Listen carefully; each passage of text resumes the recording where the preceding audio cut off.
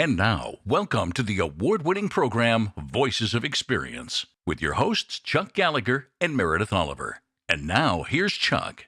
Hi, this is Chuck Gallagher with Voices of Experience. My guest is future president of NSA, Anna Liotta. Anna, it's great to have you here as a guest. Thank you. I am so excited to be here. Okay, so I want to do this.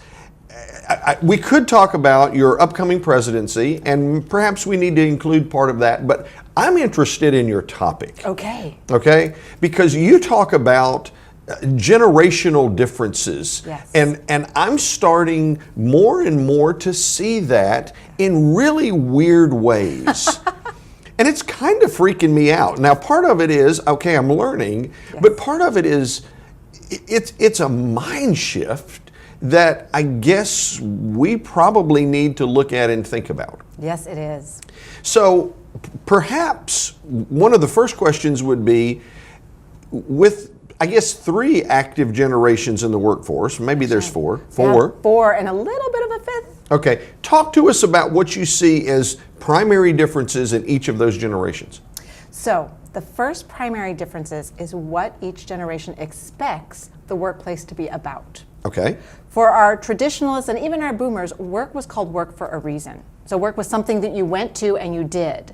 For our Gen Xers and now to our millennials, work is something that you can do from wherever you are. So when we are working with our clients and they have employees that they want to stay with them for a long time, they wanted to attract the top talent and the hottest talent, and they wanted to retain them, they have to think about what are their expectations in the workplace that weren't perhaps the way they saw it when they entered the workplace. I call that generational codes. So Okay. the formative experiences that you have between the ages of 8 to 18 that create imprints that you reference for the rest of your life. And when we look at how people engage in the workplace, there is what baby boomers dreamed of, like work-life balance, and Gen Xers desired, but millennials will demand, and the globals, that's my name for the generation coming right after the millennials. The whole placeholder name is Gen Z, but the name that's arising for them is the globals, because they see themselves as global citizens from the very beginning. And the globals will absolutely just expect, not even know that they need to demand, balance in the workplace. There was an article not long ago that IBM had for a while said, okay, yeah, you can work from home and we're trying to make that work. And then they came back and said, not so much. You need to come back to the workplace. What happened that's causing a big global giant like IBM to say, no, we're going to go back more to the boomer model than I'm going to call it the millennial model? Yes, it's such an interesting thing because there is line of sight management, which is what the boomers grew up in, where if I can't see you, I don't know that you're working. Right. And the Gen Xers had to acclimate too, because there was 80 million boomers and, frankly, only 44 million Gen Xers. They couldn't quite compete on numbers. So there was an acquiescing, but then technology came in as they entered the workplace and started to democratize the workplace. But what we're seeing now is that millennials work from anywhere, but they do want community. And so there's this tension. How do you create a fabric that weaves between everyone, that creates that cultural community? And so sometimes organizations struggle with, they think that community is when we're face to face. I see. They think that that's how they have to do it, is to force it by bringing them back in. The other thing that organizations struggle with is that they are not great at knowing how to deliver, here's what I need, by when I need it, and how I'm going to measure you on it. So that metric is where they really struggle, and they say, okay, since I don't know how to tell you how I'm going to measure you, I need you to come back here physically so I can go back to line of sight management, which is what that generational code I referenced. Right. Without knowing it, sometimes we go back to that visceral understanding of the way things work, and we go, okay, I'm going to pull it back. But now what we're going to see is with the globals entering in, and they're just at their beginning entering in, and the second wave of millennials, they do not need to come to the physical space to be productive. And as leaders and managers, if we don't get better about delivering to them the information of what I need by when I need it, and here's the tools to get there, they won't want to stay with us very long. They'll leave us within about 3, 6, 9 months, not 3, 6, 9 years. And that's the expense to organizations, is to not be able to retain that talent they spent so much money to recruit, but cannot engage and cannot fulfill their hearts and minds and spirits, and they go somewhere else. When we take it to the speaker world, the question becomes, how do we as content deliverers become relevant when people appear to be less engaged in that line of sight receiving or delivery and more engaged in the collective information that's disseminated? It's so important as speakers that we model what we want our audiences to be able to take back into their workplace. So engagement. When we are speaking and delivering, how do we engage the audience and get them to crowdsource the information back to us such that we can implement it rather than just stand and deliver content? Because particularly our millennials and our globals too, in school, they changed the way they learned. They had polling in school. They had interactions. They did reverse learning where they gave them the lecture that they could watch online, and then they started coming into the classroom to ask the Q&A. So how do we as speakers demonstrate that reverse learning? How do we, before the event ever happens, work with the meeting planner to stimulate the conversation, to stimulate the buzz, to stimulate the dialogue, such that by the time they come to us, instead of us being the sage from the stage delivering the information, we are now co-creating it with them. Now with our clients, how do we make sure when they take it back to the workplace, they have a better facility in co-creating such that they have true engagement? Because we know the most expensive team member is a disengaged team member whose hearts and minds are not there. Right. They're just filling a seat. They're Right. not going to stay there forever. They're just phoning it in. And for our younger generations, they don't expect to retire with the company they start with. And so this is not their final destination, and they are not in any way worried that this is the only place that they can go to get a job. They've got options. At their generational DNA code level, I've got options. Help the folks that are listening on VOE, because you know you have a large constituency. Yes. You have people who are new members, not necessarily new speakers, but new members in NSA. Yes. Mm-hmm. You have some of us who are, I will call mid-level career, and you have some folks who are in the Hall of Fame, been around a long time, have incredible businesses. What do we need to know in terms of our language to effectively communicate amongst four-ish generations?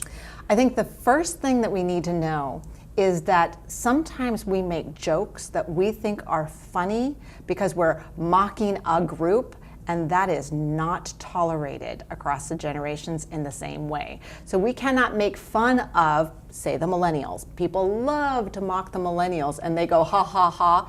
That completely turns off 45% of the workplace. Because right now, millennials are 45% of the workplace, and that's only going to grow because there was 76 million born in the US and 82 million with the international workforce. So you cannot mock a generation and think that they are going to, just laugh along with you. Right. The second thing is we have to really audit our language, like the pronouns that we use, particularly our millennials and our globals. They want to be asked for the pronoun that they would like to use to reference themselves. So we have to look at how does our language leak our own generational code as we seek to be more expansive before. Then the language we use around when we're referring to partners, to couples, to marital spouses. We actually have to look at, are there ways that we can include all of those things? It's a very small, respectful way of engaging and including the audience. But then we also have to look at our metaphors and our stories, because we will use a story that we resonate with us because it was part of our formative experiences. I'll give you an example. Okay. For a long time, I would talk about the sound that Charlie Brown, in the comic series Charlie Brown, the sound that the adults in Charlie Brown's world made. Do you remember that sound? Wah, Wah, wah, wah, wah, wah, wah, right? Absolutely. Exactly. And when it was a great sound. It was a great sound. And when my audiences were primarily baby boomers and Gen Xers and traditionalists, they all grew up hearing the Charlie Brown series. Sure. But then I was in front of a mostly millennial audience, and I said, the sound that Charlie Brown's? And they all just sat there and looked at me, because they did not have the same reference point. And that was a wake-up call to even me to say, okay, I need to update that. So it doesn't mean I can't ever use that again, but I better have a counterpoint, metaphor or story or that kind of thing that also includes that. So we have to do an audit of our stories, of our visuals, of our music to make sure it has both and. That's interesting that you say that, because I remember standing in front of a group and I made a mistake and I said, okay, wait a minute, let me rewind the tape.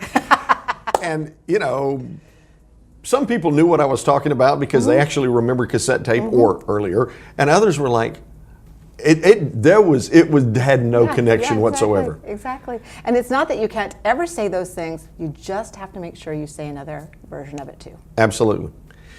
If you were going to say to, via the audio tracks to speakers, okay, you need to understand the code of the person to whom you are selling. That's right. Okay, because we are actively marketing our intellectual property. That's right. What's a resource or two that we might look at to really delve deep and understand what that code is? Because you weren't raised as a baby boomer, and I wasn't raised as a millennial, so we don't know the codes unless we seek to learn those codes. Two things. One, there is a lovely plethora of books now around generational dynamics. Of course, mine is one of them. And the name of your book? It's Unlocking Generational Codes. And one of the things about my book is it takes a full generational approach. So it's all 6 generations in the workplace. Generations are only powerful in context and contrast to each other. If you myopically focus on any one, you'll get frustrated because then you're trying to do everything for them. But it's only in context and contrast what you would have done for you or for someone of your generation. So that's the first thing is I recommend when people begin to engage around generational codes and dynamics that they look at across the generations, not just deep into one. Okay. The second thing that I would say is start watching what is coming up in the news. If you just went in and put in, millennials or Gen Z or not so much baby boomers because there's a ton on, you're going to start seeing the articles and the dialogue that's happening around it, and you're going to start seeing what people are frustrated by. That's gold. What is it that people are complaining about? That becomes the way that you can be a relevant and resonant resource to your audiences, to your meeting planners, and to your decision makers. You are our upcoming president, 2019-2020. That's right. So give us a flavor of what you see happening within the organization as we move in toward 2020. One of the exciting things is we have a new CEO, Mary Lou Peck. And in the partnership with her, we have an opportunity to expand who we serve and elevate how we serve our experienced speaker.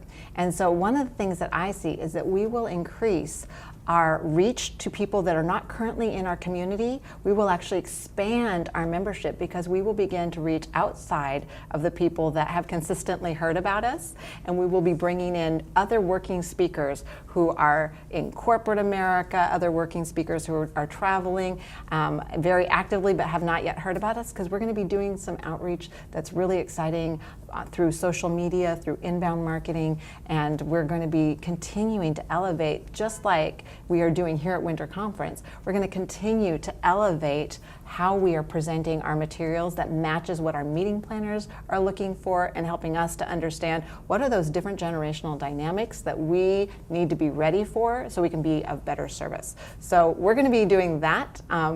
That the future is very bright for us. We have nothing but growth ahead. Anna, thank you so much for taking the time on VOE. I know it is going to be an exciting year. It's so good. I know you're looking forward to it. And I appreciate your leadership and enthusiasm, and know that you're the right person to carry us into 2020 and beyond, because the world is changing and you can help us understand that change better. Thank you so much. It's an honor.